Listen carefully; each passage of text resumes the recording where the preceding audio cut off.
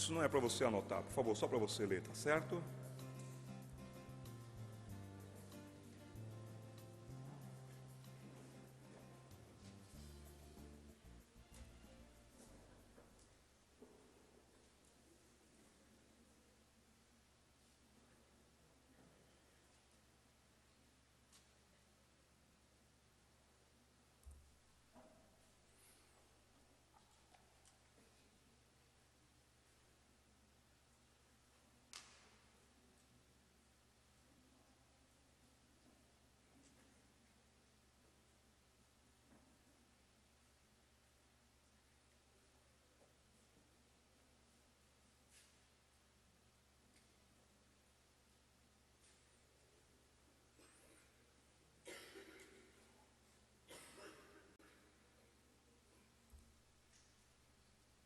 Nosso tema dessa manhã, e eu tenho o privilégio e a grande responsabilidade de encerrar o nosso congresso.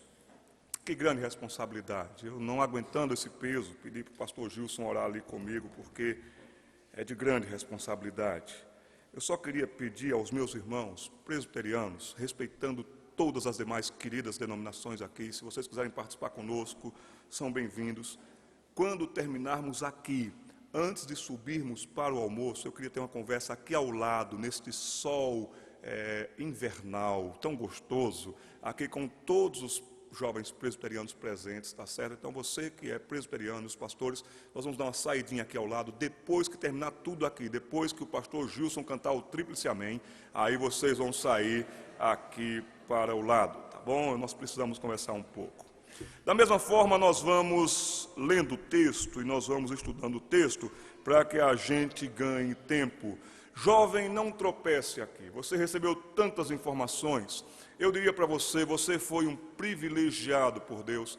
E diante de Deus, eu quero agradecer muito ao empenho da editora Fiel, tendo prejuízo, lidando com prejuízo, mantendo um congresso como este. Eu quero pedir a você que, se você tiver condições, envie uma oferta para tentar suprir as despesas do congresso. Quero pedir a você que você incentive outro jovem da sua igreja a vir no ano que vem. Já pensou nós termos um auditório o dobro deste aqui no ano que vem? Você vai vir, vai se empenhar por vir e você também vai orar e você vai trazer outras pessoas com você. Nós vamos ler então, como está escrito aí, o texto do primeiro livro de Reis, do livro dos Reis. Nós vamos precisar compreender o contexto, aonde a história se passa. Versículo 1 do capítulo 13 do primeiro livro dos Reis. Eis que por ordem do Senhor veio de Judá a Betel um homem de Deus. No momento aqui, a nação agora ela está dividida, ela está rachada. Gente olha com cara feia para a gente, da mesma etnia. E eles estão agora rachados, eles estão agora brigados. A nação já está indo rapidamente para um colapso moral, emocional, espiritual. As pessoas andarão confusas, as pessoas estarão confusas em todas as áreas. E também na área espiritual, na área do se relacionar com Deus. E Deus que sempre cuidou dos seus, Deus que sempre cuidou do seu povo, na hora em que Ele quer e determina, Ele, e diz o texto de forma linda, por ordem do Senhor, veio de Judá a Betel um homem de Deus. Nessa manhã eu queria incentivar você a refletir na sua vida com muito cuidado. Por favor, preste atenção nisso. Depois de grandes sucessos, corre-se o risco de virem grandes fracassos. Conheço muita gente que durante um bom tempo teve um grande sucesso, fez sucesso, foi sucesso, mas depois veio um grande fracasso. Aquele ditado popular, quanto maior ou mais alta a pessoa, mais alta a posição, também maior o tombo. Você está tendo sucesso na sua carreira? Você está tendo sucesso na sua igreja, você está tendo sucesso nos seus estudos, então eu diria para você, muito cuidado, não entre em neurose, mas entre em atenção, oração, vigilância, dependência suprema do Todo-Poderoso. porque depois de grandes sucessos vem grandes fracassos. Muitos fracassos ocorrem mesmo depois de grandes sucessos. Exemplos disso, Salomão. Salomão começou tão bem, conhece um homem com tanto sucesso como Salomão, mas ele terminou de forma trágica. Elias, em parte, ele experimentou o mesmo, depois da batalha do Carmelo, em que ele derrota aqueles profetas loucos de Baal. Ele vai se esconder com medo, numa caverna com medo de uma mulher. Ai, Pedro, o que cortou a orelha do soldado Malco, o que diz: Senhor, todos eles podem te abandonar, eu não. Depois estava negando a Cristo diante até de uma servente da casa lá, onde estava Jesus sendo julgado. E chegou ao ponto de dizer: não o conheço. Depois de grandes afirmações, declarações, cuidado com o fracasso. Aonde a história se passa? A história se passa em Betel. Betel é um lugar santuário. Vocês lembram da história de Jacó? Jacó dormira naquele pedaço de chão. Jacó tivera uma experiência marcante com Deus naquele pedaço de chão. Betel, a casa de Deus. Betel, um local especialíssimo. Betel, então, era um lugar maravilhoso para você, de fato, chegar ali e meditar. Mas chega um momento em que até Betel vai estar num contexto difícil. Lugar santuário. Agora, quem está reinando nesse momento aqui é um homem chamado Jeroboão. Então, nós vamos ver aqui que Betel é um lugar santuário e que Jeroboão é o rei. E ele se envaidece, e ele cresce, e Jeroboão agora vai querer fazer a religião do seu modo, o culto ao seu modo, planejar eventos ao seu modo. E aqui o que Jeroboão faz, de fato, é um mega culto, um mega show, e ele de fato quer impressionar, e ele escolhe os melhores do momento. E aqui então vamos voltar para o texto. Eis que por ordem do Senhor veio de Judá a Betel um homem de Deus, e Jeroboão estava junto ao altar para queimar incenso. Clamou o profeta contra o altar, por ordem do Senhor, e disse: altar, altar, assim diz o Senhor, eis que um filho nascerá à casa de Davi, cujo nome será Josias, o qual sacrificará sobre ti os sacerdotes dos altos que queimam sobre ti incenso e ossos humanos, e queimarão sobre ti.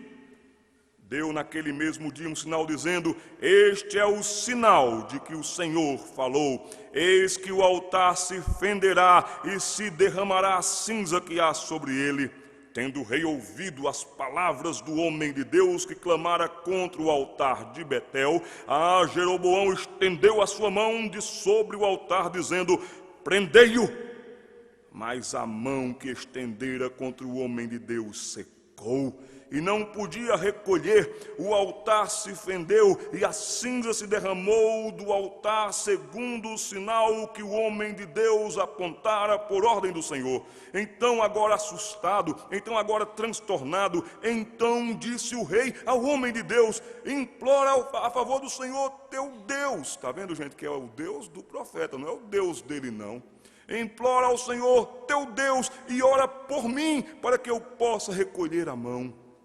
Então o homem de Deus implorou a favor do Senhor, e a mão do rei se recolheu e ficou como dantes. Disse o rei ao homem de Deus, e agora está super impressionado: vem comigo à casa, vamos ao palácio e fortalece-te.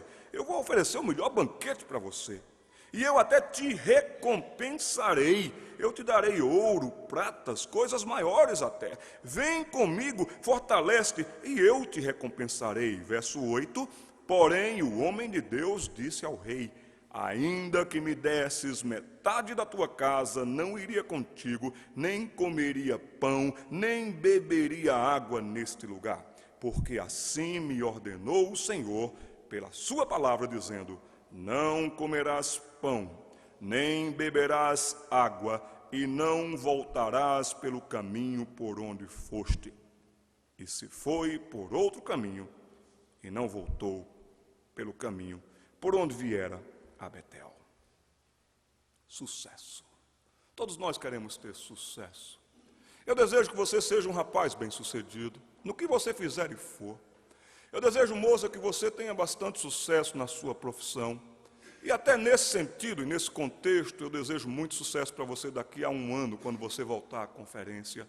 Que você tenha desenvolvido com temor e tremor e santa dependência a sua vocação, a sua salvação, que você cresça na graça e no conhecimento de Jesus. É todo esse sucesso que eu desejo para você. Eu desejo muito sucesso nesse contexto para você. Sucesso. Vamos ver alguns sucessos do homem de Deus, desta pessoa que nós estamos lendo sobre ele nesta manhã. O primeiro sucesso do homem de Deus foi a sua obediência. Nós vimos no texto que por algumas vezes aparece a expressão ordenou Deus. Ordenou Deus. E para ele era ordem. A palavra de Deus é inegociável, e para ele era inegociável. E Deus disse: homem, levanta-te, sai de Judá e vai para Betel. E ele foi. Ele veio de Judá para Betel. E então agora este homem está lá, quem sabe único, solitário, no meio de uma multidão agora de gente que está gostando do novo estilo do culto, da nova dinâmica do culto, das inovações culticas trazidas pelo rei. O primeiro sucesso deste homem de Deus foi a sua obediência. Desejo que você obedeça. Oro que você cresça em obediência. Tenha sucesso nesta área e nesta hora. Você sabe que com Deus não se brinca, de Deus não se zomba. Você sabe qual é a vontade de Deus para a sua vida, a sua santificação. E qualquer coisa que estiver interferindo nisso, você está realmente indo contra a vontade de Deus. Primeiro sucesso deste homem de Deus foi mesmo a sua obediência. Deus mandou e ele foi. Segundo sucesso deste homem é mesmo a sua humildade. Sequer sabemos o nome dele. Em nenhum momento no texto aparece o nome deste homem, aparece como ele é conhecido, o homem de Deus. Nós gostamos muito do nosso nome. Pode ser o nome que for, mas nós gostamos. E se nós pudermos colocar algumas letrinhas, algumas sopas de letrinhas antes do nosso nome, nós gostamos mais ainda. Eu não acho errado isso, e não é errado isso, mas se você sim vai descer por causa disso, aí você vai colocar na placa do seu consultório: Doutor PhD ODD fulano de tal. Nós gostamos muito de deixar o nosso nome luminoso. Eu tenho um amigo lá no Recife muito vaidoso, ele é advogado. Aí ele mandou colocar lá no gabinete dele assim: doutor, que vem assim piscando e faiscando, fulano de tal, o nome dele, e embaixo tem assim: advogado. Gente, esse homem é humilde. Nós não sabemos sequer o seu nome não aparece para a história e nem ficou na história, seu nome sequer aparece no texto, sua identificação no texto, de fato, é muito forte como homem de Deus. Que referencial maravilhoso! Como é que você quer ser conhecido? Doutor fulano de tal? Você sabe com quem você está falando? É assim que você quer ser conhecido? Quando eu partir daqui para a eternidade, eu oro todos os dias para que alguém pelo menos diga: eu conheci um pastor que era um homem de Deus. Todo pastor aqui presente tem esse desejo. Mas isso não é privilégio de pastor, isso é privilégio de crente, ser conhecido e reconhecido como um homem de Deus, uma mulher de Deus. Para isso eu trocaria tudo, para isso eu deixaria tudo. E meu querido, minha querida, tome este alvo na sua vida. O meu maior alvo como gente é ser reconhecido, reconhecida como fulana, se citarem o meu nome, mas muito mais que citem a minha conduta, uma moça de Deus, uma mulher de Deus, um homem de Deus. A sua humildade se destaca de fato no texto. Terceiro sucesso que nós podemos ver desse homem é falar exatamente o que Deus mandara falar. Deus tinha lhe dado uma ordem: vai e dize, vai e profetiza, vai e de fato expõe. Não inova. Nós não temos que inovar. Nós não precisamos mudar a antiga e segura verdade, porque ela já é verdade. E é esta verdade que é alimento, e é essa verdade que fala, e é essa verdade que marca. E o Espírito Santo, que conduz a toda a verdade, usa esta verdade para convencer o homem do pecado, do juízo e da justiça.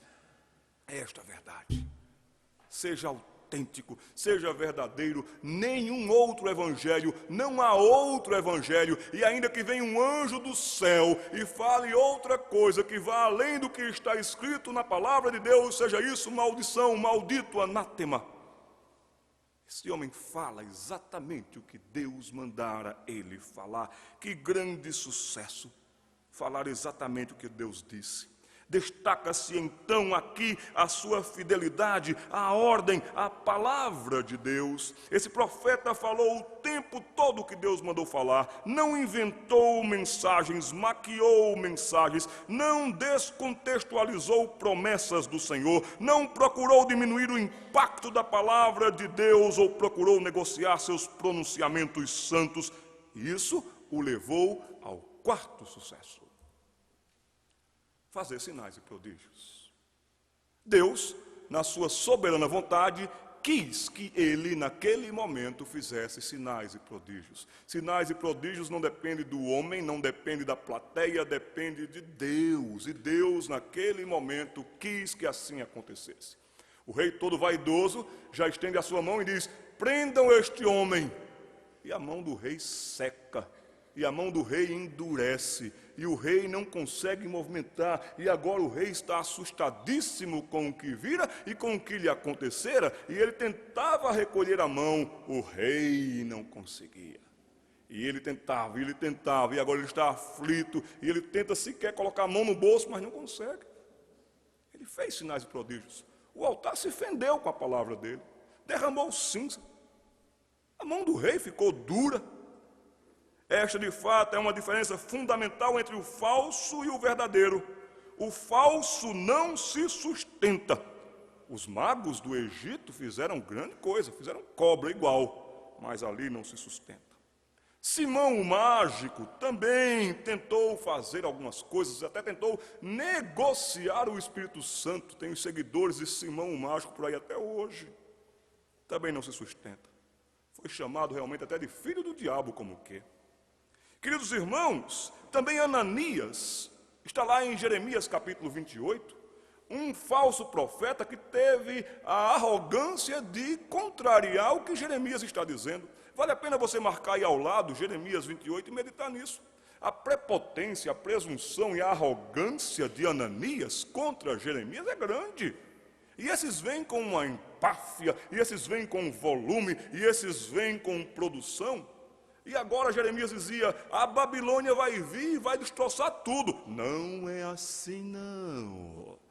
Assim diz o Senhor, palavras de Ananias. Vai ter paz, vai ficar tudo bem, porque tudo o que eu quiser, o cara lá de cima vai me dar. Jeremias vai olhar para Ananias e vai dizer: você vai morrer. E ele morreu. Mas tem esses presunçosos. Queridos irmãos, o quinto sucesso deste homem de Deus, para a gente analisar um pouco o seu sucesso: a sua firmeza. Ele foi firme.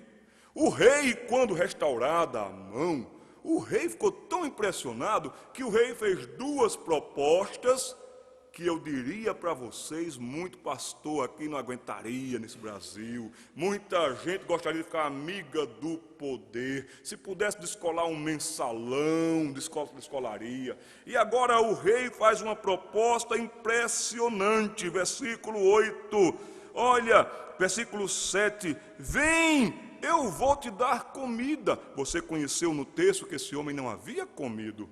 Este homem de fato disse: eu não comeria pão, eu não beberia água e eu não voltaria pelo mesmo caminho. Foi esta a ordem que Deus lhe dera. E o rei vem logo com a proposta de suborno.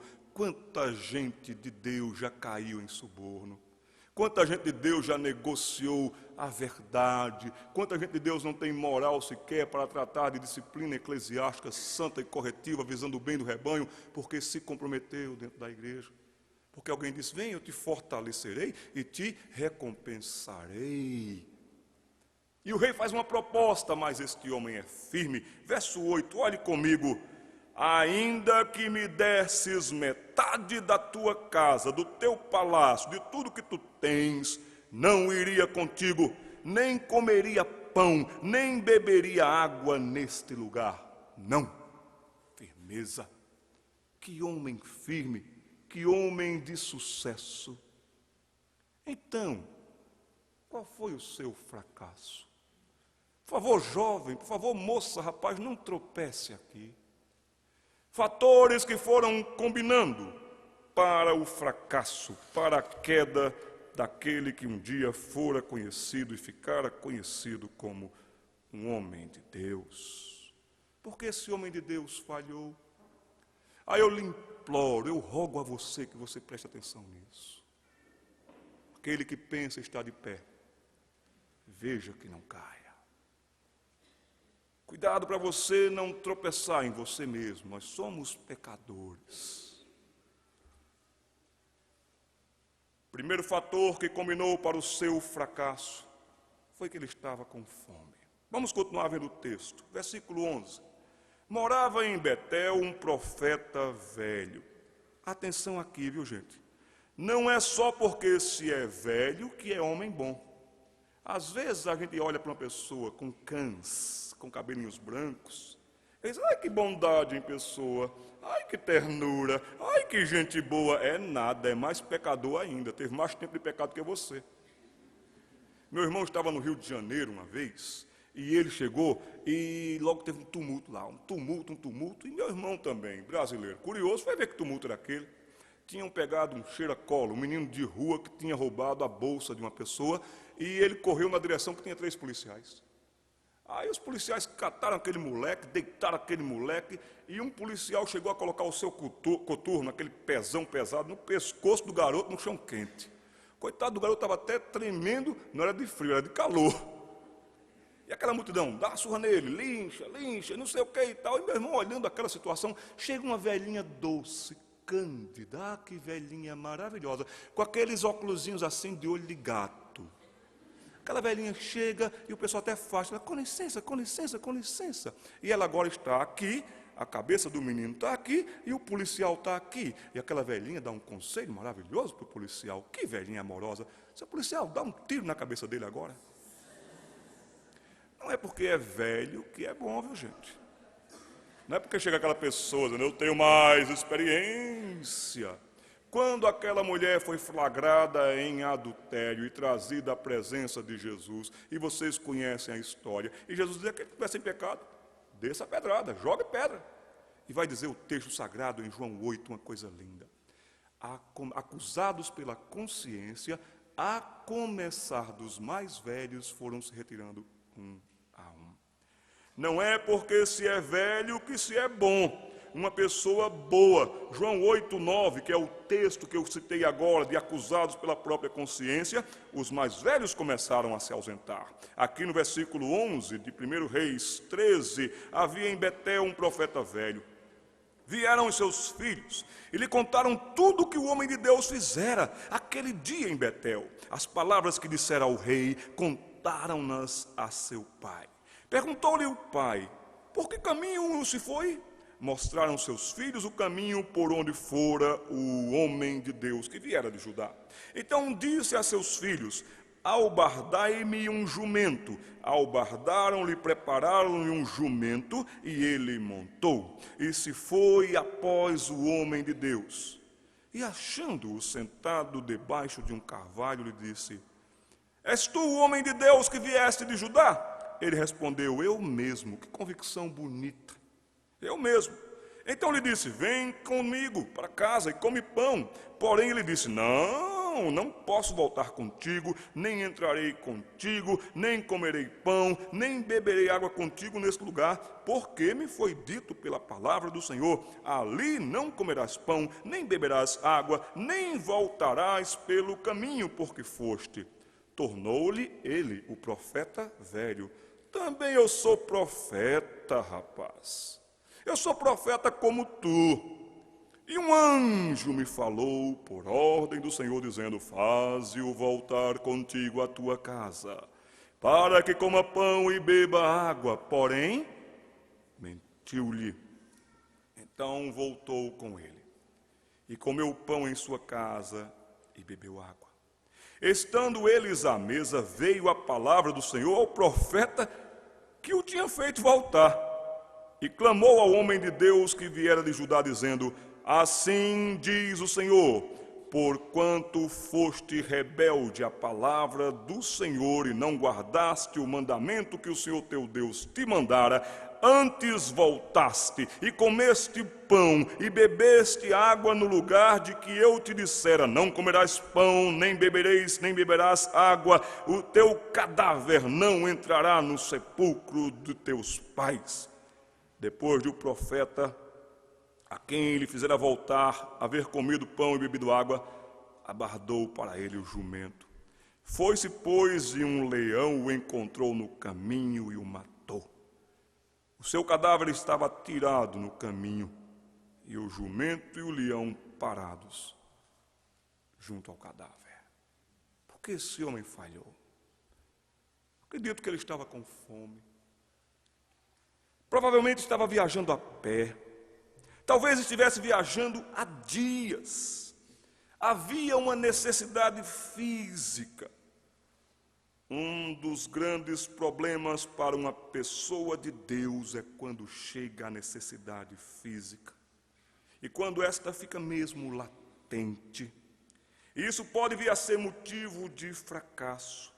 Por necessidade, você começa agora a se envolver com coisas que não devia. Você começa a assumir compromissos que lhe tiram da igreja. Você começa a ter que trabalhar em horas e momentos que lhe cansarão de tal maneira que você não estará ouvindo a palavra do Senhor e se alimentando dessa palavra antes de tudo e de todos. Será que você tem alguma necessidade física que está sendo a pedra do tropeço para o seu fracasso depois que você fez tanto sucesso? Você presidente de mocidade, você professor de escola dominical, você pregador de igreja ou de praça, você o grande testemunho de Deus na universidade. Será que agora apertou a situação? Será que agora você está realmente passando aperto, apupos, apuro? Será que você de fato está sofrendo intensa necessidade física, séria, real? Eu compreendo isso, eu entendo isso, eu respeito isso, mas cuidado para que com isso e através disso você não comece a cair. Aquele homem estava com fome. E quantas vezes nós também estamos com fomes? Nós temos fome de ter, fome de possuir, fome de comprar, fome de adquirir. Ah, mas minhas roupas e tal. E a gente vai ficando com esse tipo de fome, com esse tipo de fome. E assim a coisa vai indo. E daqui a pouco a gente começa a desviar do que Deus ordenara, do que Deus dissera, do projeto de Deus para a vida da gente. E a gente começa de fato a voltar por caminhos que a gente não deveria voltar. Segundo motivo do seu fracasso, estava cansado. Quem sabe você também está cansado. Quem sabe você é a única andorinha tentando fazer verão na sua mocidade. Quem sabe você está chamando a moçada para se reunir, para orar, para estudar a palavra, para vir para o estudo bíblico, e eles estão indo e rindo de você. Quem sabe você está cansado de ser o único que chega na hora certa na igreja, na sua casa, todo mundo fica dormindo e você vai. Quem sabe você está cansado de lecionar no departamento infantil. Quem sabe você está cansado de ir trabalhar no departamento missionário da sua igreja. Quem sabe você já de fato introjetou ou verbalizou essa palavra que eu escuto tanto: pastor, o ano que vem eu estou passando. Pastor, o ano que vem eu estou entregando. Pastor, o ano que vem eu não aguento mais. Quem sabe você está cansado. Eu até respeito o seu cansaço. Mas cuidado para que este seu cansaço não seja o pretexto para a sua queda. Este homem estava cansado, este homem caminhara, este homem falara. Nós não podemos precisar a quantidade de tempo que ele estava sem comer, mas ele estava cansado sim. Você se sente cansado, cansada? Será que você está tentando pensar em largar a igreja? Será que você está tentando pensar em não ir mais à igreja, em ficar crente em casa? Em casa mesmo, eu leio meus textos, já tenho 12 livros comprados na Editora Fiel, um por mês, eu vou fazer meu culto aqui mesmo. Não faça isso, querido, não faça isso, querido. Quem sabe você está querendo entregar o berçário da igreja. Quem sabe você não aguenta mais o peso de carregar sozinho, sozinha, as grandes responsabilidades de um jovem crente em uma igreja, jovem que tem compromisso. No meu tempo de adolescente e jovem, nós fazíamos eleição para presidente da mocidade. Quando fui presidente da minha mocidade, eu concorri a uma eleição disputadíssima, porque haviam 3 ou 4 jovens querendo ser presidente da mocidade. Mas na mesma igreja onde eu fui presidente da mocidade com esta santa ocorrência, não muito tempo depois o pastor teve que reunir 5 jovens e teve que dizer, ou vocês assumem a presidência da mocidade, ou a mocidade acaba. Uma igreja grande, uma igreja com 800 membros. E o pastor chamou aqueles 5 jovens e disse, 2 meses você é presidente, 2 meses você é presidente, 2 meses você é presidente. E assim foi. Será que você não está cansado de estar lá no interior do estado, onde não chega nada, não chega ninguém? Então, por favor, imite Josias. Josias foi o meu contemporâneo de seminário. Quando eu estava no 1º ano de seminário, Josias estava no 4º ano de seminário. Josias era um rapaz calmo, quieto, calado. Josias abria a boca dele, a lá Tomás de Aquino, mas na versão convertida e crente, para falar de Jesus. Aí quando foi um dia, Josias arrumou uma namorada lá no interior da Bahia, gente. Aí ele juntou dinheiro e foi visitar a namorada lá no interior da Bahia. Aí ele pegou um ônibus do Recife até Salvador, outro ônibus de Salvador até tal canto, de tal canto até tal canto, de tal canto até tal canto, de tal canto até tal canto, até chegar lá naquele canto. Não passava nada nem ninguém. O ônibus ia na segunda-feira e o ônibus voltava e só ia buscar o pessoal na outra segunda-feira. Então você só podia comprar passagem para segunda-feira. Um lugarejo, um vilarejo, um lugar de nada, no meio do sertão da Bahia. Como é que alguém vai buscar a namorada tão longe, né, gente? Mas quando eles estavam indo para aquele último lugar, o ônibus quebra no meio do caminho. Esses ônibus maravilhosos, como vocês vieram de Goiânia, né? Aquele ônibus quebrou no meio do caminho, o motorista que já estava enfadado daquele ônibus, ele abre aquele motorzão no meio do ônibus. Ó, gente, tem jeito não aqui. Aqui, só quando sentirem falta que a gente não voltou, é que alguém vai se lembrar de mandar socorro. Isso vai demorar uns 4 dias. O último lugarejo que a gente deixou está aqui a uns 30 quilômetros. Vão andando, vão a pé, lá tem uma rodoviária. Vocês podem se alojar na rodoviária, o pessoal já conhece, porque esse ônibus quebra sempre. E vocês se alojam por lá. Lá tem banheiro. Aí lá foi Josias e mais uns 5, 6 baianos lá, para aquele lugarejo. Andaram naquele sol quente, chegando naquele lugar, Josias disse, sabe de uma coisa, gente? Eu vou procurar a casa de algum crente aqui, vou me identificar como seminarista, e eu vou, de fato, me colocar aqui à disposição para ver se eu posso ficar na casa de algum irmão, porque eu dormi na rodoviária e tal. Aí ele foi procurando, perguntou para um, perguntou para outro, até que, sei lá, tem um crente que mora ali. E ele foi na casa daquele crente que morava ali. Bateu palmas, tudo bem, senhor, tudo bem. Disse, olha, eu sou crente, eu sou seminarista, se apresentou, disse, o ônibus quebrou. Ah, pois não, e esse pessoal do interior é muito acessível, muito bondoso. Claro que o irmão pode ficar conosco. E já que o irmão está conosco, o irmão pode aproveitar para ensinar para a gente, para falar para a gente todos os dias. Aí, como ele ia ficar ali uns 4 dias, no mínimo, claro, reúne a igreja, 4 irmãos. Aí reuniu a igreja, 4 irmãos, aí Josias começou a falar, vamos abrir a Bíblia aqui.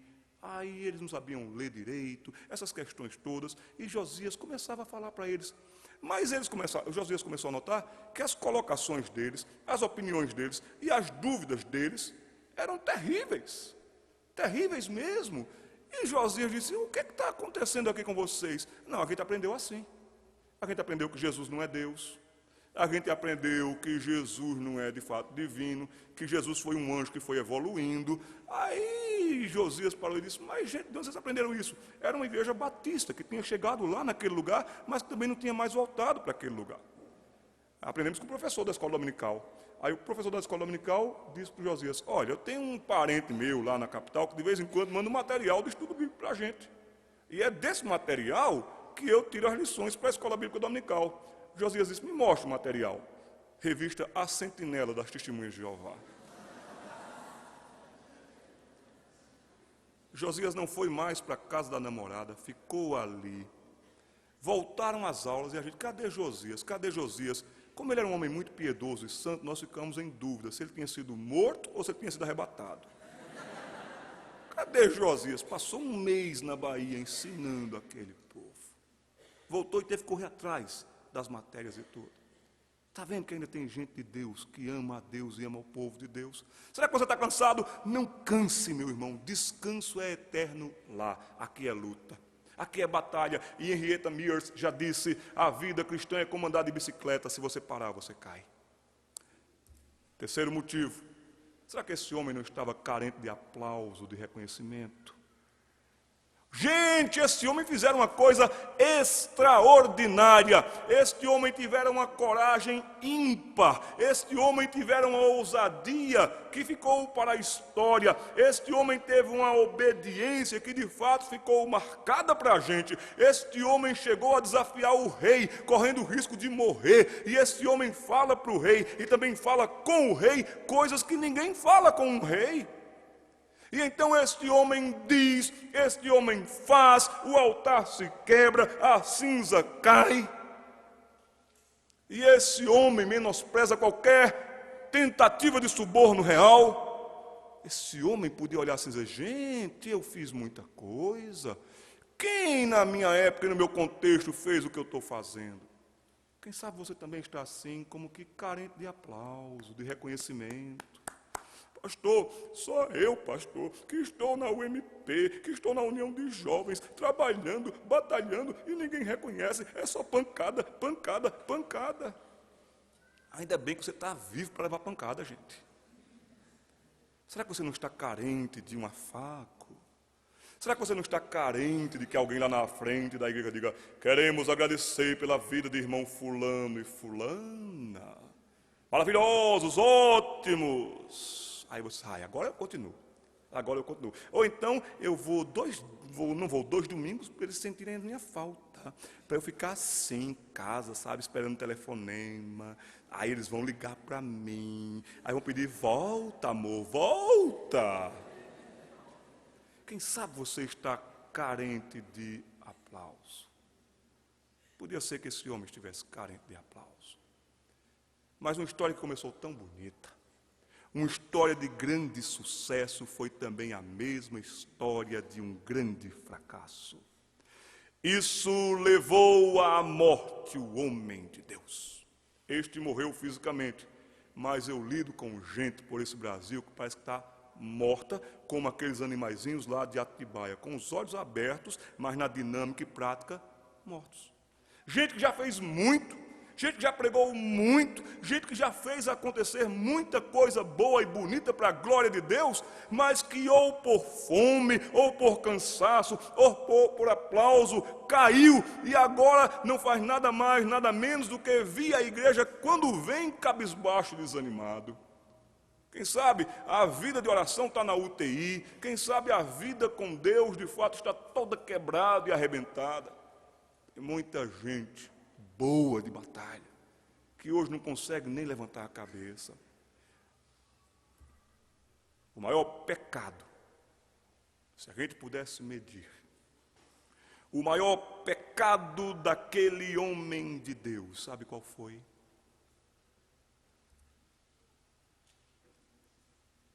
A desobediência. O maior pecado deste homem foi a desobediência. E você está obedecendo? E você, com este pouco tempo de vida que você tem, você está obedecendo? Você está indo? Você está fazendo? Em 1700 e alguma coisa, um humilde sapateiro que casou com uma pessoa que nem sabia ler, e para assinar ali, então, o documento do casamento, aquela senhora assinou com um X porque não sabia ler. Aquele homem era muito pobre, mas aprendera a ler, e agora ele era professor de crianças da escola. E aquele homem, ensinando geografia, ele não tinha um globo sequer para mostrar para aqueles garotos como era o mundo, aonde estavam os continentes. Aí, como ele era sapateiro, ele reuniu couro, e ele fez uma bola, e ele então desenhou o mapa mundi, e ele fez um globo de couro para mostrar para os seus alunos. Mas aquele homem tinha uma paixão por falar de Cristo, e aquele homem se preocupava intensamente pelos perdidos. E conta um dos seus alunos que quando ele dava aula de geografia, ele estava mostrando os continentes, ele estava rodando com aquele globo, e ele dizia, aqui está o continente tal, o país tal, e ele começava a chorar, e ele dizia, pagamos, pagamos, pagamos, sem Cristo, sem Cristo, sem Cristo. Um pobre sapateiro que quando sai de fato do seu país para ir à Índia, ele tem poucos e parcos recursos no bolso. 6 pessoas apenas se comprometeram em pensar e ajudar financeiramente aquela causa e aquela obra. William Carey foi este homem. William Carey hoje é considerado o pai de missões modernas. William Carey dependia de Deus. William Carey, como pregador na Inglaterra, muitas vezes ele ia pregar a quilômetros de distância, voltava e ia pregar a quilômetros de distância sem sequer comer, sem ter dinheiro nem para comprar um prato de sopa. Foi pastor de uma congregação tão pobre que aqueles irmãos não tinham dinheiro sequer para dar uma roupa para ele ou o sapato que ele gastava. Ainda bem que ele era sapateiro. William Carey deixou registrada para o seu amigo a sua última expressão, o seu último momento, as suas últimas palavras, ao lado, com grande febre e morrendo, do Dr. Duff. Um grande amigo, William Carey, disse, Dr. Duff, por favor, chegue mais perto. O senhor está sempre falando do Dr. Carey. Dr. Carey, quando eu tiver ido, não diga nada sobre o Dr. Carey. Fale do Salvador, do Dr. Carey.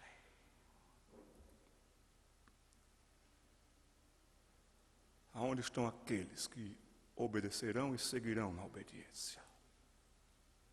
Aonde estão aqueles que compreenderão que este tempo e este momento não é para diversão? Aqui não é uma Disneylândia, aqui é um campo de batalhas.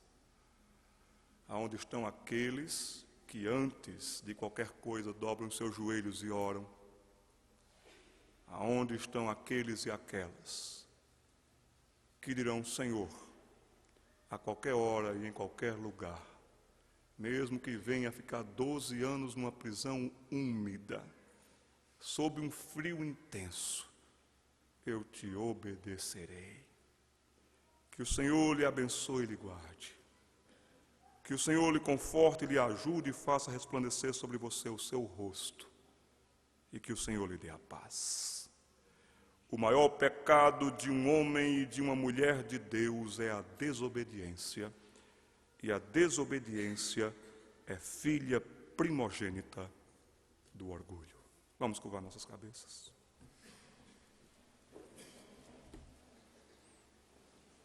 Cabeças curvadas, olhos fechados, eu quero interceder por você, por sua igreja, por mim, por minha igreja. Vimos aqui que Deus podia ter escolhido os mais sábios, os mais inteligentes, os mais capazes, mas nos escolheu. Que privilégio é servir à igreja do Senhor.